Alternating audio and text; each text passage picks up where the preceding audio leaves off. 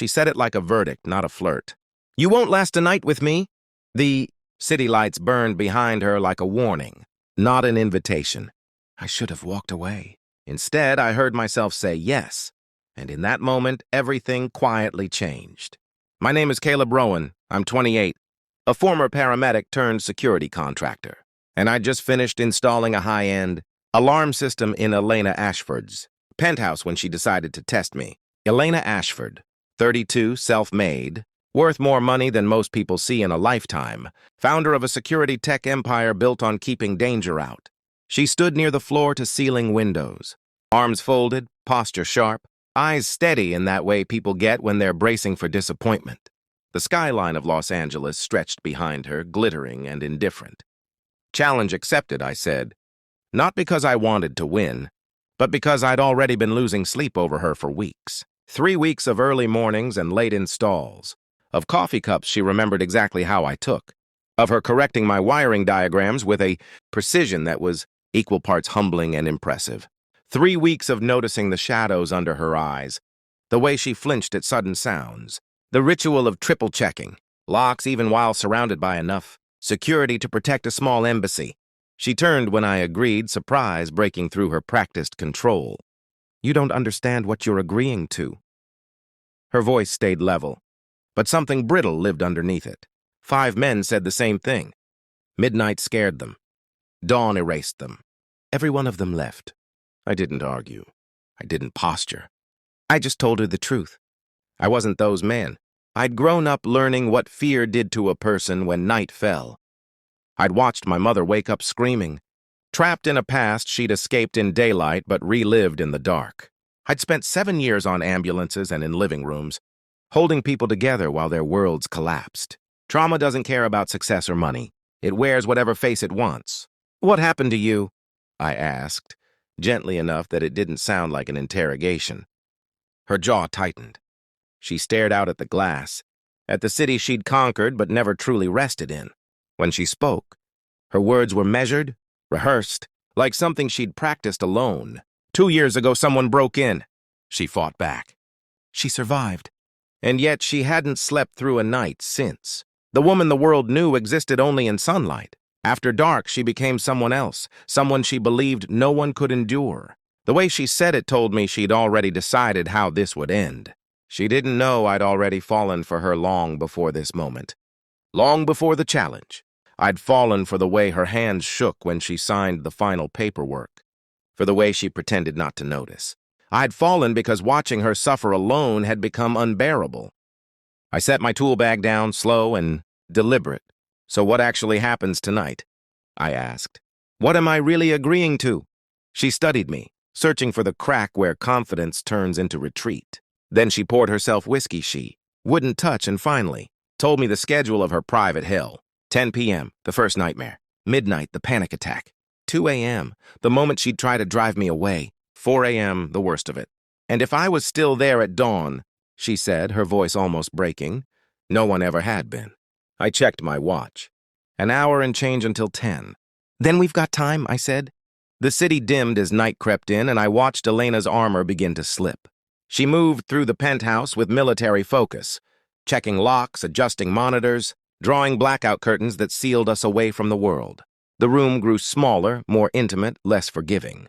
"You can still leave," she said without turning around, offering me the same escape she'd given everyone else. I didn't move. "I'm not going anywhere." She let the curtain fall and sat across from me, rigid, hands clenched. Then she surprised me.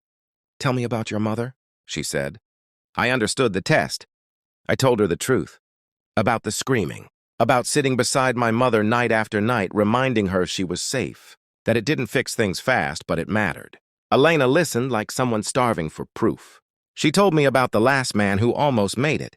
About the look in his eyes when he realized this wasn't temporary. About how he left without saying goodbye. I told her she wasn't broken, just surviving. When her watch beeped at 9:47, her body reacted before her mind did. She went to change, telling me we'd pretend at normal for a while longer.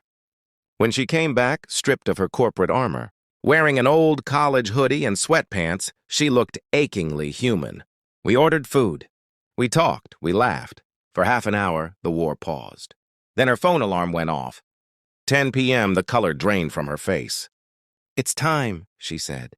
She led me to the bedroom, sparse and controlled, medications lined like sentries. She told me where to sit, what not to do, how not to save her.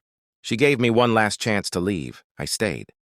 When the nightmare came, it was violent and raw, her body fighting something only she could see. Screams tearing from her chest that felt like they were ripping mine open too.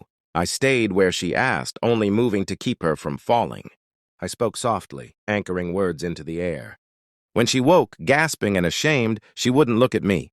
"That's one," she whispered. "Still think you'll last?" I handed her water. "What time is it?" she asked. 10:19. She laughed bitterly. "You've barely started." And as the night pressed in around us, I knew she was right. This was only the beginning. The minutes after the first, nightmare passed in a strange, fragile quiet. Elena sat on the edge of the bed, shoulders slumped forward, fingers wrapped tightly around the water bottle as if it were the only solid thing left in the room. Her breathing slowly evened out, but the tension never truly left her body.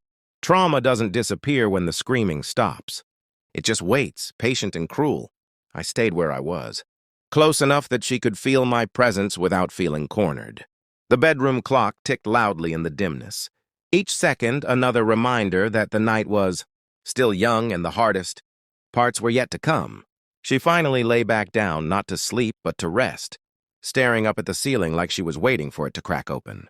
"You can go sit in the living room if you want," she murmured, voice thin with exhaustion. "You've already seen more than most." I shook my head. "I'm fine right here." She didn't respond, but I saw the smallest release in her shoulders, a fraction of tension easing like a knot loosened by a single breath.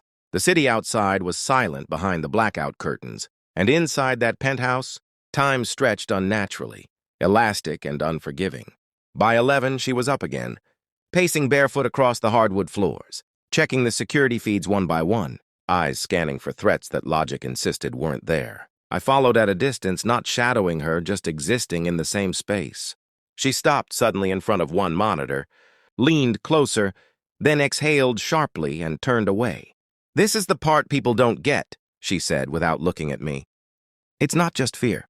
It's vigilance. My brain never shuts off. It's like if I stop watching for even a second, something bad will happen and it will be my fault." I understood that too well. Hypervigilance was trauma's favorite weapon. "Your brain learned this to keep you alive," I said carefully. "It doesn't know the danger's over." She laughed quietly, humorless. "It's been 2 years. How long does it get to keep ruining my life before I'm allowed to call it broken?" I didn't answer right away because easy answers would have been lies.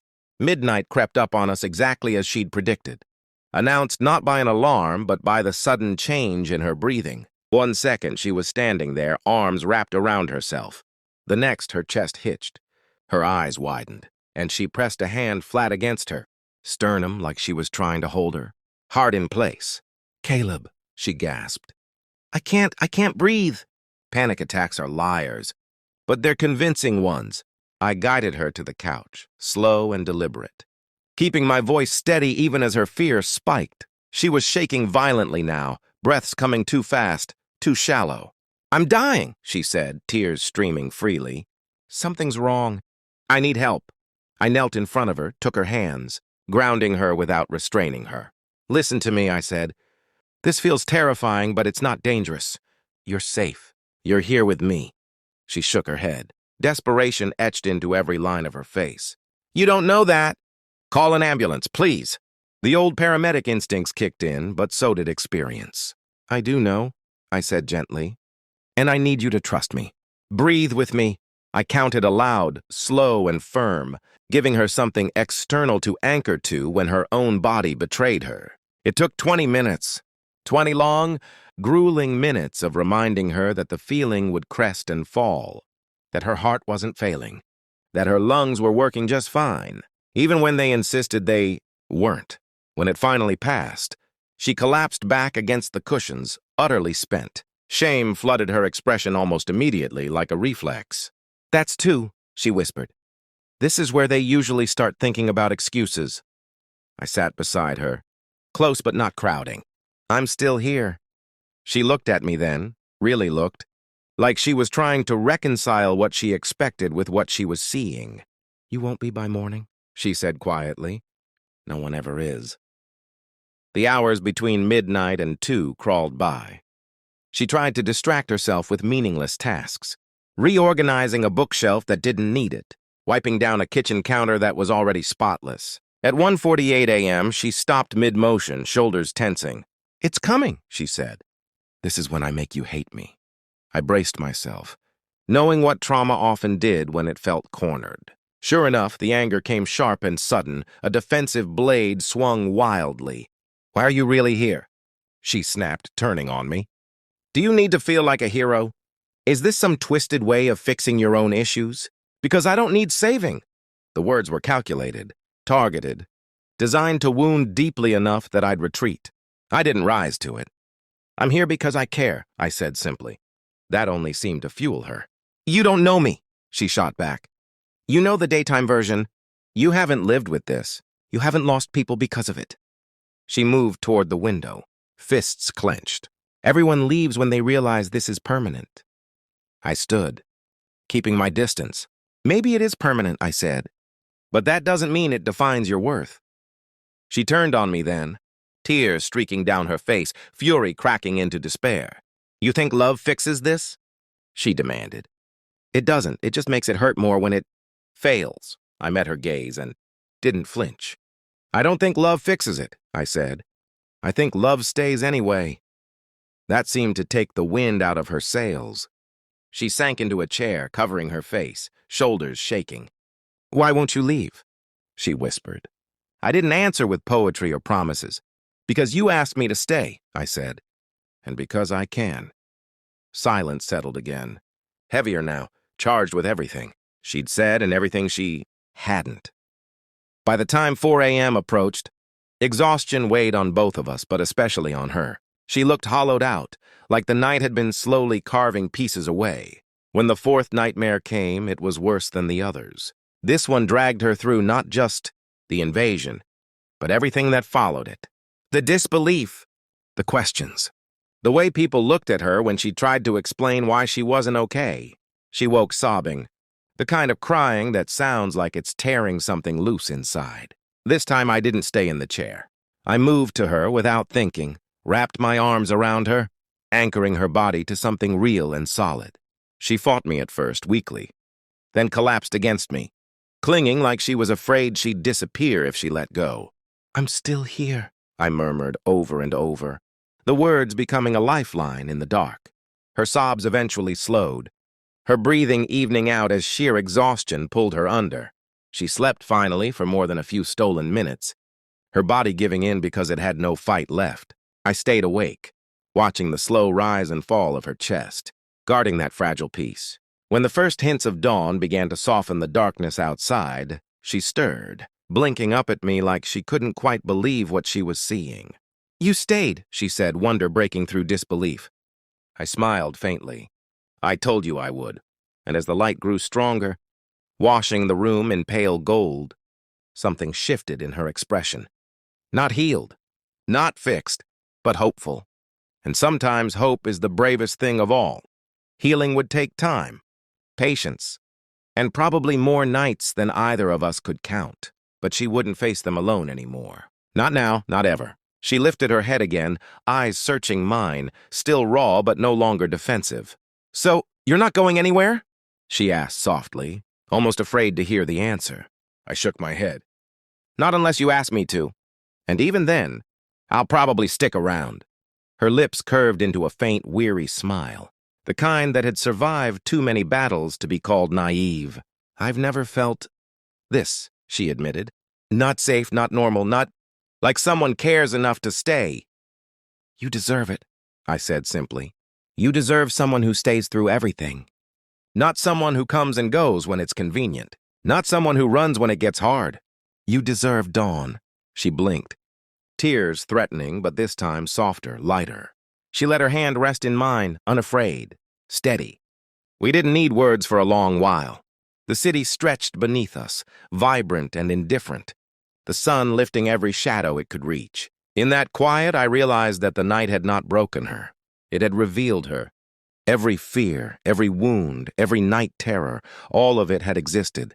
All of it had tested us, but it hadn't defeated her. And standing there with her hand in mine, watching the world wake up, I knew that neither had it defeated me.